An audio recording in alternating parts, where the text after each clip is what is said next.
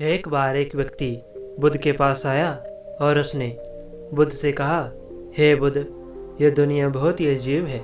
एक सवाल जो मुझे हर वक्त परेशान करता है कि मैं यहाँ क्यों हूँ और सब लोग मरते हैं, तो क्या मेरा जन्म भी केवल मृत्यु के लिए हुआ है? बुद्ध मुस्कुराए और बुद्ध ने आश्रम के भिक्षुओं की तरफ इशारा करते हुए कहा, क्या तुम भी दीक्षा लेकर एक भिक्षु बनना चाहोगे? व्यक्ति ने कहा, हाँ, अगर मेरे प्रश्नों का उत्तर मुझे इस तरह मिल सकता है तो मैं ज़रूर भिक्षु बनना चाहूँगा। वह व्यक्ति बुद्ध के प्रति समर्पित था। उसने महात्मा बुद्ध से प्रवज्ञा ग्रहण की और ध्यान साधना में लग गया। वह व्यक्ति बहुत ही उत्साहित था। वह जब भी ध्यान कर कर उठता तो खुद को देखता कि उसमें क्या बदलाव आया है, उसे क्या मिला है। वह हर दिन अपनी दैनिक दिनचर्या को बड़े ध्यान से देखता और अपने आप को वैसा ही पाता जैसा कि वो पहले था। उसे अपने अंदर कोई भी परिवर्तन नहीं दिख रहा था, जिस कारण वो बहुत ही उदास रहने लगा।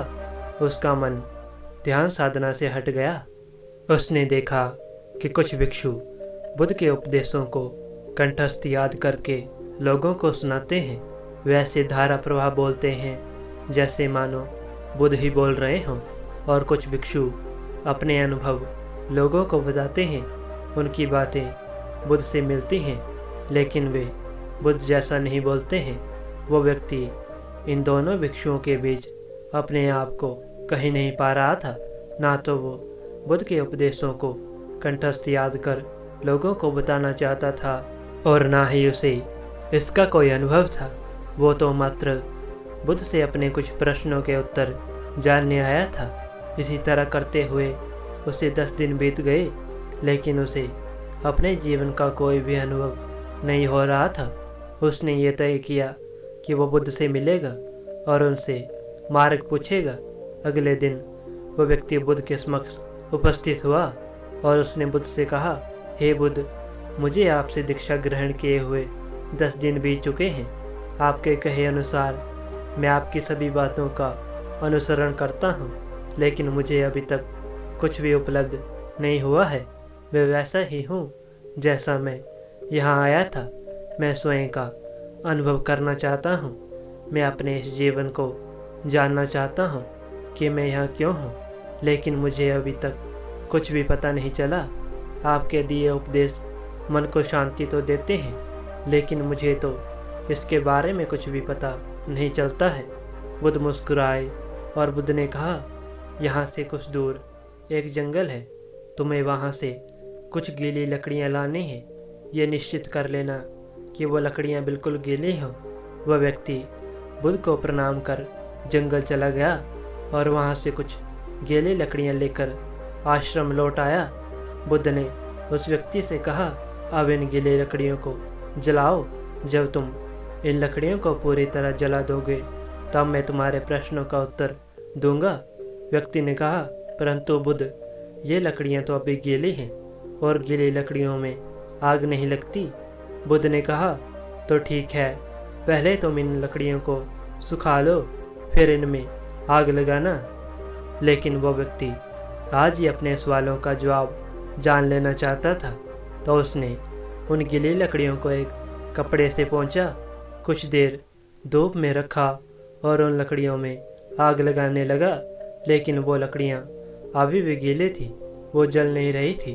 उसने सोचा कि अब तो कुछ दिन इंतज़ार करना ही पड़ेगा।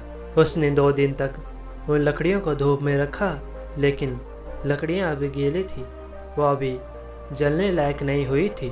परंतु वो व्यक्ति उन लकड़ियों को जलाने लगा, पर लकड़ियों ने आग नहीं पकड़ी। अब उस व्यक्ति के अंदर बिल्कुल भी धैर्य नहीं बचा था तथा उसने ये सोचा कि मैं ऐसी ही कुछ सूखी लकड़ियों को इकट्ठा कर लेता हूँ और इन्हें बुद्ध के सामने ले जाकर जला दूंगा। बुद्ध को ये पता ही नहीं चलेगा कि ये लकड़ियाँ बदल गई हैं और इस तरह मुझे मेरे प्रश्नों का उत्तर भी मिल जाएगा। उसने ऐसा ही किया। वो कुछ सूखी लकड़ियाँ लेकर बुद्ध के पास पहुँचा। हे बुद्ध, ये लकड़ियाँ अब सूख गई हैं, मैं अब इनमें आग लगा देता हूँ बुद्ध ने कहा, तुम तो स्वयं का अनुभव करना चाहते थे, तो ये दूसरी लकड़ियाँ लेकर क्यों आए हो?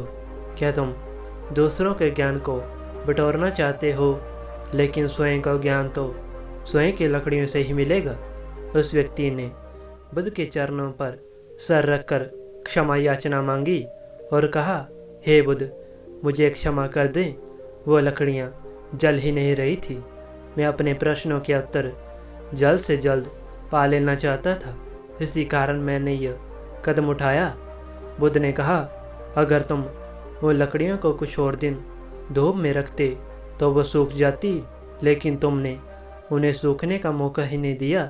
अब जाओ और उन लकड़ियों को लेकर आओ। वो व्यक्ति लकड़ियों को लेकर आया। बुद्ध ने उससे कहा, अब इन लकड़ियों में आग लगाओ। व्यक्ति ने लकड़ियों में आग लगाई, पर लकड़ियां नहीं जली। तब बुद्ध ने कहा, ध्यान से देखो, लकड़ी अगर सूखी न हो तो उसमें आग नहीं लगेगी, लकड़ियों को आग का अनुभव नहीं होगा। इसी तरह तुम्हारी लकड़ियां भी अभी गीली हैं। अगर तुम समय नहीं दोगे, धैर्य नहीं रखोगे, तो तुम भी इन गीली लकड़ियों की भांति ही रह जाओगे। उस व्यक्ति ने बुद्ध का धन्यवाद किया और कहा, हे बुद्ध, मैं आपकी बात समझ गया हूँ। अब जब तक मुझे सत्य की प्राप्ति नहीं होती, तब तक मैं ध्यान साधना करता रहूँगा और जीवन के इस रहस्य को भी जानूँगा। दोस्तों, इसी तरह हमें भी अपने अंदर धैर्य रखकर किसी काम को निरंतर करते रहना चाहिए। कई बार ऐसा भी समय आता है जब हमें लगता है कि जीवन में सिर्फ दुख और समस्याएं ही बची हैं। उस समय हमें ये बात याद रखनी चाहिए कि जब सुख के दिन ज़्यादा दिन न रहे तो दुख के दिन